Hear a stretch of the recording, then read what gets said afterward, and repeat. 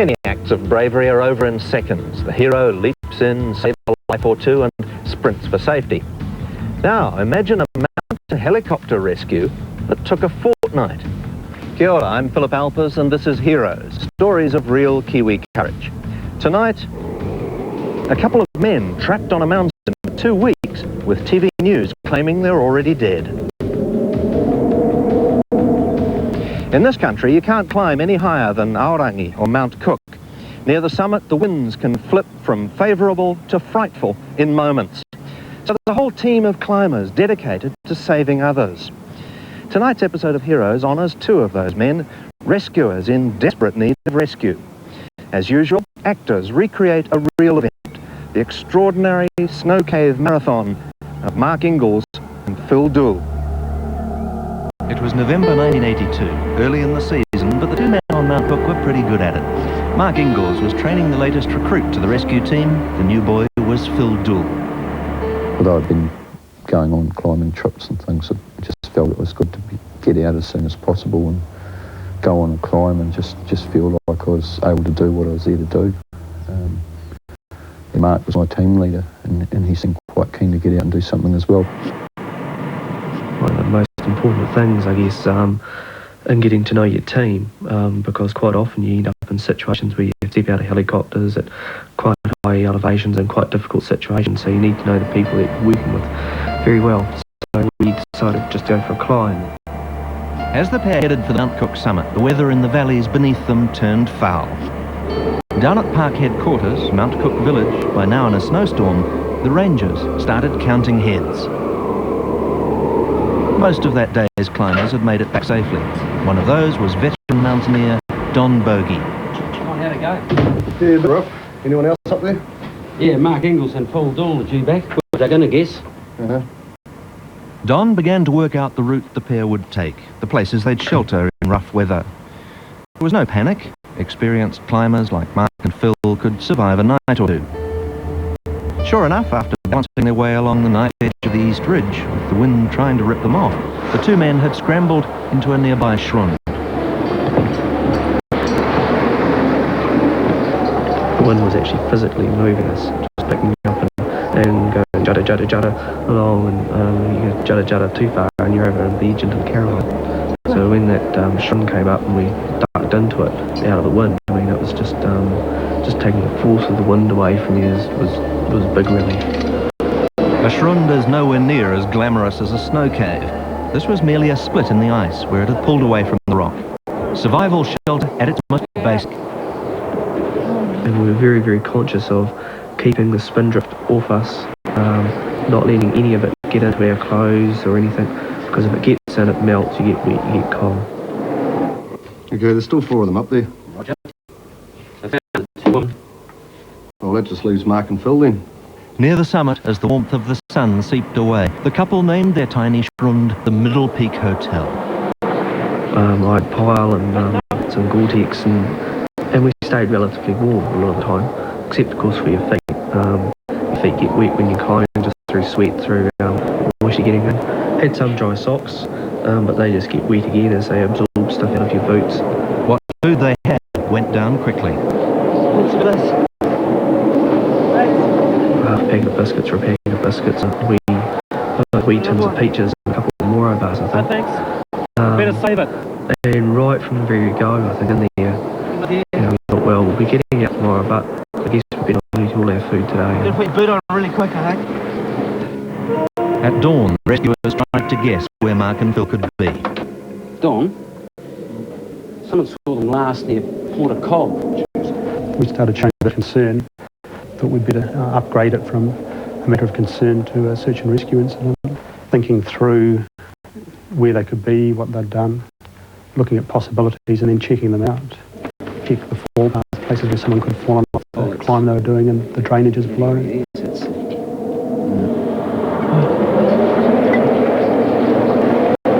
We didn't have much in the way of water the whole time. Sort of melting water was a bit of a priority. And the only way to melt it was really fill your water bottle up with snow and then sort of stick it in just inside the first layer of clothing or so. Not in too close to your body, so you waste too much of your body heat, but just out enough so any excess body heat starts to help melt it. We probably weren't getting any more than a couple of days between us that way, which wasn't really enough. Settle in. We've got a long way. Probably wasn't till a couple of days in that we actually realised there was anything wrong. I'd rung to see whether he was back, and got a friend, Bob, who tended to say, oh no, it's just raining a wee bit, they've got caught, they'll be fine. And I'd ring again the next day and get the same answer. Near the summit was a screaming wind. One of the mountain's anemometers was simply blown away. In all this, Mark Ingalls and Phil Dool decided to try to climb down. Once the feet had started to freeze, they also start to swell, and that makes things like putting your boots on a lot harder. And when you get your boots on, getting your crampons on and just getting limbered up is really hard. We got about 2 feet out the door and basically blown back in. Sort of just the energy required to do that in the cold and the full blast of the storm. We decided, well, if something's going to happen here, we might as well stay here and wait for it to happen rather than going out and encouraging it. So, yeah, we've just realised there was no way that we had the energy to move off down the mountain. They were set for a long stay. Now the race was on to reach these two before they froze to death. Experience the... High on Mount Cook, 2 climbers holed up in a tiny ice crevice below Middle Peak. Rescuers weren't at all sure where they were and couldn't have got up there anyway. In the schrund, little water, no sleeping bags, and biting cold. Yes, hello. And then there was the media. Come in. Hello. Yeah, we're just trying to find out where they could be. No, they're not necessarily dead. It's pretty hard trying to talk to someone that presumes because someone's been missing on a mountain for 2 days, they must be dead. Several Why days. do you think they're still alive? And we'd say, well, if they've got shelter, if they're out of the wind, they should still be alive. Yeah, all right. Okay, thanks. Bye. If the 2 climbers were alive, they'd have frostbite. Local expert Waimaru doctor Dick Price. We started putting together a few bits and pieces for a worst case scenario, which really meant quite severe hypothermia and frostbite. Yeah, we're not going to get a search party in this weather. The only other way up, by helicopter. I'll give him a call. The helicopter can fly around in very strong winds as long as it's steady. As soon as, the trouble you got with mountains is the wind bounces off things and you get little swirls and rotors, and the pilot has to be incredibly careful he doesn't get caught in these because you can't always see them. He's got to look at the terrain, judge the wind direction, and then decide, well, there's going to be smooth air going up in that direction, but if I go the other side of that ridge it'll be doing this, and I'll probably get flipped upside down if I try flying over there. Let's check him.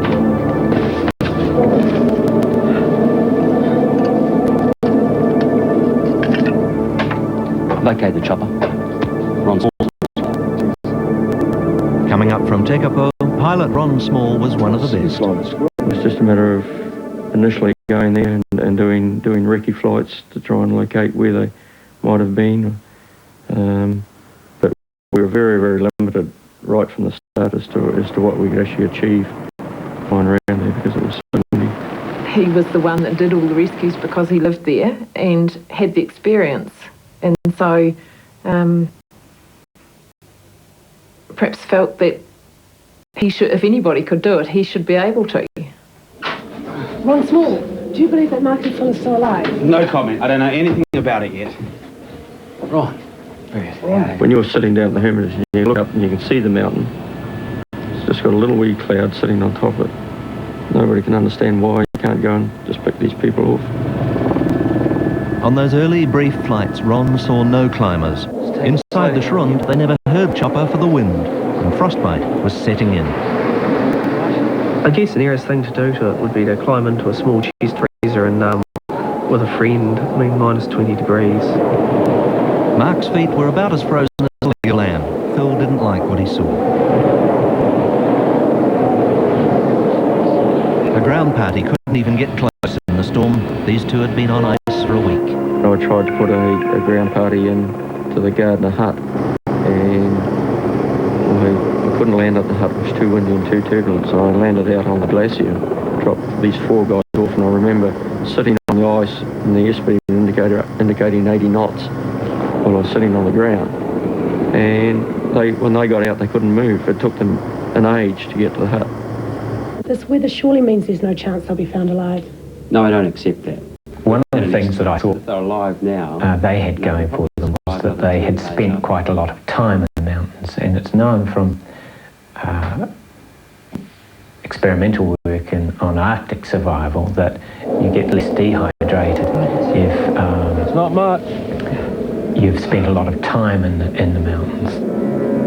Finally, a slight break in the weather, but flying was still a risk. The idea is just to fly around the most likely bivvy sites, obviously looking for a body lying in the open if they had an accident. But if we were going to find them alive, it was because they'd sheltered, and the only way we were going to find them is they had enough energy to stick their heads out.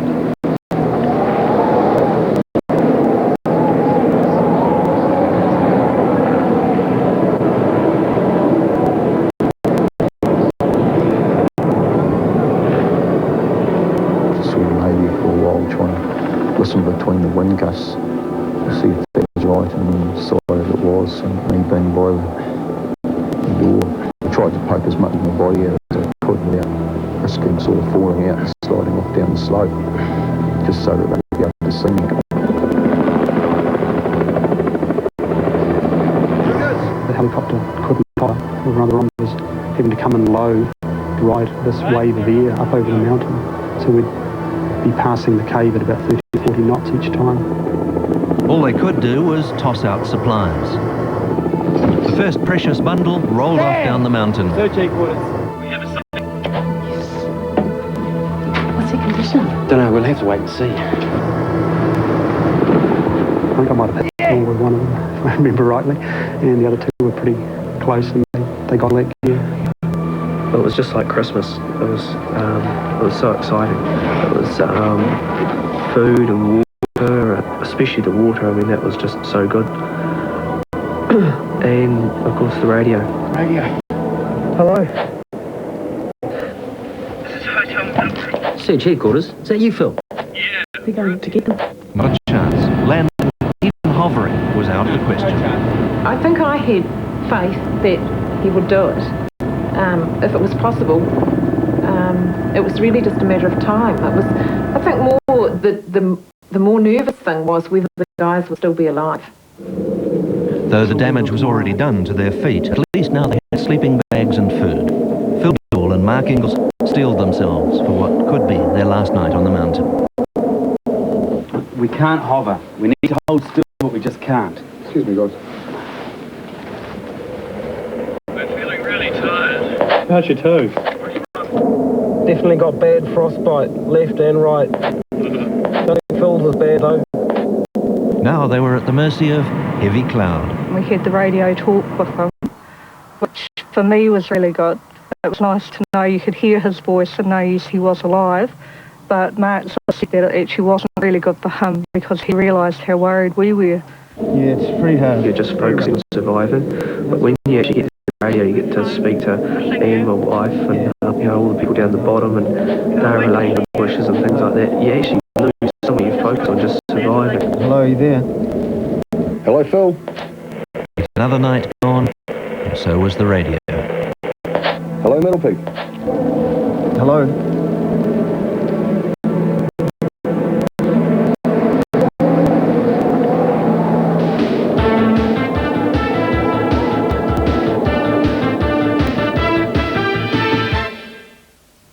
Revolutionary. Through the cloud and gale, Ron Small could see the men stranded on Mount Cook.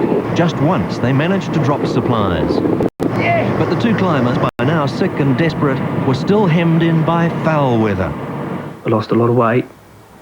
We're getting very dehydrated. Not a lot of strength.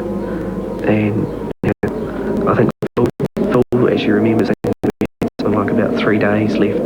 That was his sort of estimate, but we knew we were getting pretty close then.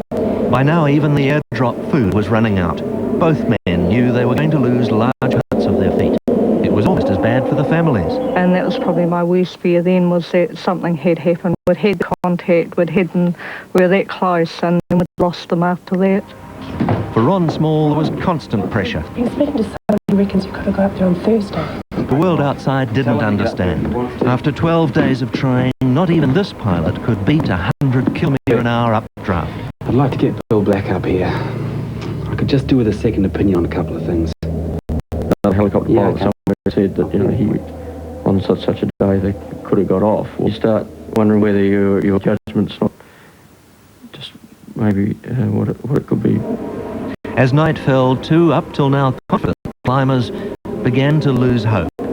Everyone was feeling it. Every night when I went to bed, it would be, they'll be okay tomorrow. So I'd never think more than one day ahead. And each morning I'd get up and it wasn't any better, but there was still a chance. We still never had a definite no. We found them, they're dead. Day 13, a ski plane reported a small hole in the weather. Yeah, roger that. Looks like there's a break in the cloud over there. Oh, yeah. And now the Air Force were keen to get involved. Sending in a Iroquois from Wigram. The Iroquois is not great at high altitudes, but it can carry a lot of people. With frostbite, we tend to thaw the affected area slowly. The plan was to lift a rescue party to the Empress Ice Shelf and walk from there. We better get up there, we don't know how much time we've got. All right, we'll give you a hand. Our plan was to land, go up, see how they were, and then get them ready to hopefully do a helicopter strop out, because we thought at this stage they were going to be in bad shape. Ron Small flew Dr. Price and the advance party safely up to the shelf, but when he headed on up for another look at the Shroon, no one was prepared for what he saw. Search headquarters. We've got a sighting. Looks like two men lying in the snow. They're dead, aren't they? Yes, there's a high chance that if it is the climbers, they may not have survived in extreme cold. But sometimes even people that are very, very cold, even clinically dead, have been revived. So we can't give up hope yet. That night, TV News pronounced Mark and Phil clinically dead, but they'd simply staked their food bags outside as a sign. Ron Small mistook those bags for bodies. And now they heard the Iroquois. The Iroquois has that characteristic noise to it, and then there was a sort of a fa, and then it was quiet. We looked up and we could see that the Iroquois had landed, but it was upside down, and with the tail hanging over the cliff. In retrospect, it seemed even funny. The crew was safe, but stranded. Oh, God, the Iroquois crashed. Okay, we think they're okay. Obviously, we're going to have to get them down first now, so that's what we're going to be doing. When the Iroquois crashed, of course, there was a lot of, I wouldn't call it guilt, but, you know, they were out there trying to get Phil and Mark, and other people were getting hurt. It brought it home to us that other people could get hurt while they're trying to rescue them. All efforts were now concentrated on rescuing the Air Force crew and their passengers. For Mark and Phil, it was the most desperate time. Nearly 2 weeks in an ice cave, now forced to huddle up for yet another freezing night. A gap in the clouds, but still that fatal helicopter-tossing vertical wind. Pilots Ron Small and Bill Black reckoned it was worth the risk. It's your call. Yeah, let's get up there. We used a strop. We used a fixed strop on the squirrel, which I preferred over a winch because it was non-mechanical. There's absolutely nothing could go wrong. Then we went looking for a hole in the cloud, flew down the Tasman Valley until we found a gap, then flew up through it and back and round to the west side of Mount Cook. They'd need a new radio. Don Bogey was the marksman. And now the helicopter would have to dangle a man into the tiny mouth of the ice cave at 3,500 metres in a gale. Don Bogey was the man on the strop. It's not a matter of heroics, it's a matter of, you know, what can we do, what are the risks? Okay, yes, this is very risky, but it's only going to last 10 seconds, therefore the chance of something bad going on is really quite low. most difficult time was while he was in there, because he stayed attached to the rope and he disappeared away into the hole. And I was sitting there waiting. It seemed like an age, waiting and waiting for someone to come out. But yeah, obviously had to go in there and get them into stretchers.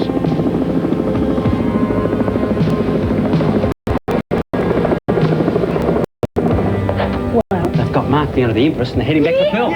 As Ron Small lifted his second man to safety, the weather closed in yet again. There would have been no more chances for the next 19 days. But the struggle wasn't yet over. During the next 3 weeks in hospital, Mark and Phil's feet turned black with frostbite. By Christmas, both men were double amputees. News footage from the time showed two men learning to live without climbing. Even then, after some adjustments, Phil Dool defied the odds, and he later went on to climb in the Andes.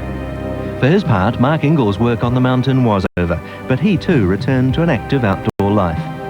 Thanks to Ron Small and the others, these two men narrowly avoided joining the list of 57 who died so far on Mount Cook. Never ever considered myself a hero, because there's dozens of pilots at that time in the country that had a lot more experience than I had had at that time.